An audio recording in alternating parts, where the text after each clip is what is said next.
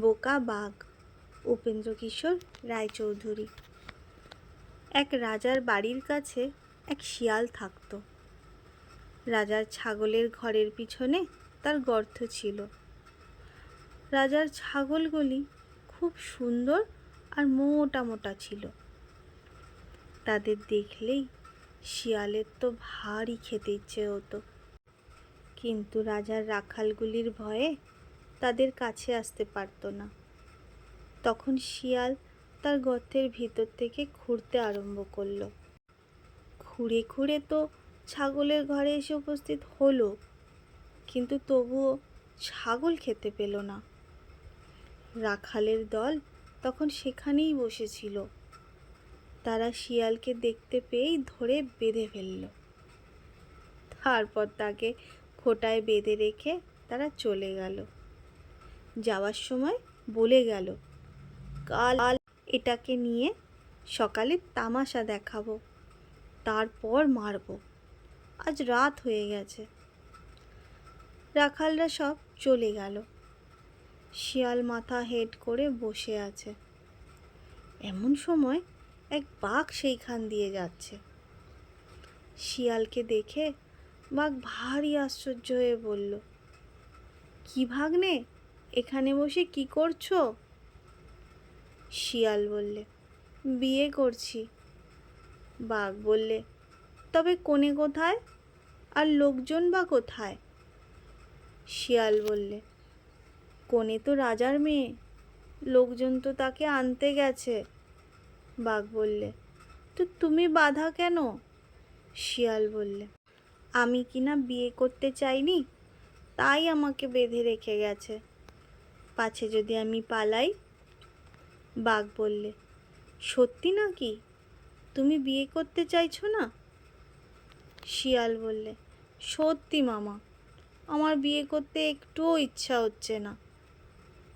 তা শুনে বাঘ ভারী ব্যস্ত হয়ে বললেন, তবে তোমার জায়গায় আমাকে বেঁধে রেখে তুমি চলে যাও না। শিয়াল বললে, এক্ষুনি তুমি আমার বাঁধন খুলে দাও, তারপর আমি তোমাকে বেঁধে রেখে যাচ্ছি। তখন বাঘের আনন্দ আর দেখে কে, সে অমনি এসে শিয়ালের বাঁধন খুলে দিল। শিয়ালও আর দেরি করে না, তাকে ভালো মতো খোঁটায় বেঁধে বলল, এক কথা মামা, তোমার শালারা এসে তোমার সঙ্গে হাসি তামাশা করবে, তাতে বা তুমি চটো? বাঘ বললে, আরে না, আমি তাতে চটি? আমি বুঝি এতই বোকা? এই কথায় শিয়াল হাসতে হাসতে চলে গেল। বাঘ ভাবতে লাগলো, কখন কোণে নিয়ে আসবে। সকালবেলায় রাখালের দল এসে উপস্থিত হলো। বাঘ তাদের দেখে ভাবল, এই আমার শালারা এসেছে, এক্ষুনি হয়তো ঠাট্টা করবে, আর তাহলে আমাকেও খুব হাসতে হবে। রাখালরা এসেছিল শিয়াল মারতে। এসে দেখলে বাঘ বসে আছে। অমনি তো ভারী একটা হইচই পড়ে গেল। কেউ কেউ পালাতে চায়, কেউ কেউ আবার তাদের থামিয়ে বলে, আরে বাধা রয়েছে, দেখছিস না, ভয় কি?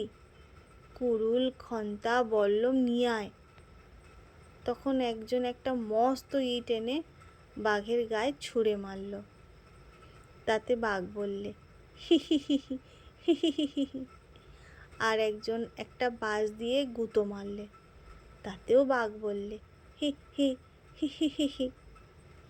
আর একজন একটা বল্লম দিয়ে খোঁচা মারলে, তাতে বাঘ বললে, ওহো, হো হো হো হো হো, বুঝেছি তোমরা আমার শালা। আবার তারা বল্লমের খোঁচা মারলে, তাতে বাঘ বেজায় রেগে বললেন, ধুত্তর, এমন ছাই বিয়ে আমি করব না। বলে সে দড়ি ছিঁড়ে বনে চলে গেল। বনের ভিতরে এক জায়গায় করাতিরা করাত দিয়ে কাঠ চিরত। একটা মস্ত কাঠ আধখানা চিরে রেখেছে, সেইখানে গোজ মেরে করাতিরা চলে গেছে। এই সময় বনের ভিতর বাঘ এসে দেখে শিয়াল সেই আচ্ছেরা কাঠখানার উপরে বসে বিশ্রাম করছে। শিয়াল তাকে দেখেই বললে, কি মামা, বিয়ে কেমন হলো? বাঘ বললে, না ভাগ্নে, ওরা বড্ড বেশি ঠাট্টা করে, তাই আমি চলে এসেছি। শিয়াল বললে, তা বেশ করেছ, এখন এসো, দুজনে বসে গল্প সল্প করি। বলতেই বাঘ লাফিয়ে কাঠের উপর উঠেছে আর বসেছে ঠিক যেখানটায় কাঠটা খুব হাঁ করে আছে সেইখানে। তার লেজটা সেই ফাঁকের ভিতরে ঢুকে ঝুলে রয়েছে। শিয়াল দেখল যে এবার কাঠ থেকে গোছটি খুলে নিলেই বেশ তামাশা হবে। সে বাঘকে নানান কথায় ভোলাচ্ছে আর একটু একটু করে গছটিকে নাড়ছে। নাড়তে নাড়তে এমন করছে যে এখন টানলেই সেটা খুলে যাবে আর কাঠ বাঘের লেজ কামড়ে ধরবে। তখন সে মামা গেলুম বলে সেই গোছ শুদ্ধ মাটিতে গড়ে গড়াগড়ি দিতে লাগলো। আর বাঘের যে কি হলো সে আর বলে কি হবে। কাঠ লেজে কামড়ে ধরতেই সে তো বেজায় চেঁচিয়ে এক লাফ দিল। সেই লাফে ফটাং করে লেজ ছিঁড়ে একবারে দুই খান। তখন বাঘও শিয়ালের সঙ্গে মাটিতে গড়াগড়ি দিতে লাগলো। বাঘ বললে, ভাগ্নে গেলুম, আমার লেজ ছিঁড়ে গিয়েছে। শিয়াল বললে, মামা গেলুম, আমার কোমর ভেঙে গিয়েছে। এমনি করে দুজনে গড়াগড়ি দিয়ে এক কচু বনে ঢুকে শুয়ে রইল। বাঘ আর নড়তে চড়তে পারে না, কিন্তু শিয়াল বেটার কিছুই হয়নি। সে আগাগোড়াই বাঘকে ফাঁকি দিচ্ছে। সেই কচু বনের ভিতরে ঢের ব্যাঙ ছিল। শিয়াল শুয়ে শুয়ে তাই ধরে পেট ভরে খেলো। বাঘ বেদনায় অস্থির, সে ব্যাঙ দেখতেই পেল না, খাবে কি? কিন্তু তার এমনি খিদে পেয়েছে যে কিছু না খেলে সে মরেই যাবে। তখন সে শিয়ালকে জিজ্ঞেস করলো, ভাগ্নে, তুমি কিছু খেয়েছো নাকি? শিয়াল বললে, আর কি খাবো, এই কচুই খেয়েছি, খেয়ে আমার পেট বড্ড ফেপেছে। বাঘও আর কি করে, সে তখন কচুই চিবিয়ে খেতে লাগলো। তারপর গলা ফুলে মুখ ফুলে সে যায় আর কি। তা দেখে শিয়াল বললে, কি মামা, কিছু খেলে? বাঘ বললে, খেয়েছি তো ভাগ্নে, কিন্তু বড্ড গলা ফুলেছে। তোমার তো পেট ফেপেছে, আমার কেন গলা ফুলল? শিয়াল বললে, আমি কিনা শিয়াল আর তুমি কিনা বাঘ, তাই। লেজের ব্যথায় আর গলার ব্যথায় বাঘ 16 দিন উঠতে পারল না। এই 16 দিন কিছু না খেয়ে সে আধমরা হয়ে গিয়েছে। এমন সময় সে দেখল যে শিয়াল গা ঝাড়া দিয়ে উঠে দিব্যি চলে যাচ্ছে। তাতে সে আশ্চর্য হয়ে জিজ্ঞেস করল, কি ভাগ্নে, তোমার অসুখ কি করে সারল? শিয়াল বললে, মামা, একটি ভারী চমৎকার ওষুধ পেয়েছি।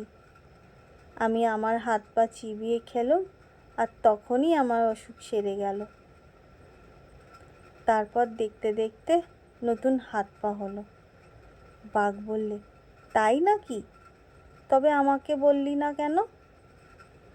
শিয়াল বললে, তুমি কি আর তোমার হাত পা চিবিয়ে খেতে পারবে, তাই বলিনি।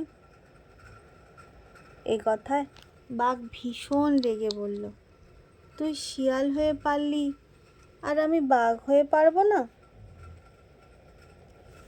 শিয়াল বললে, তুমি দুটো ঠাট্টার ভয়ে অমন বিয়েটা ছেড়ে এলে, এখন যে হাত পা চিবিয়ে খেতে পারবে তা আমি কি করে জানবো?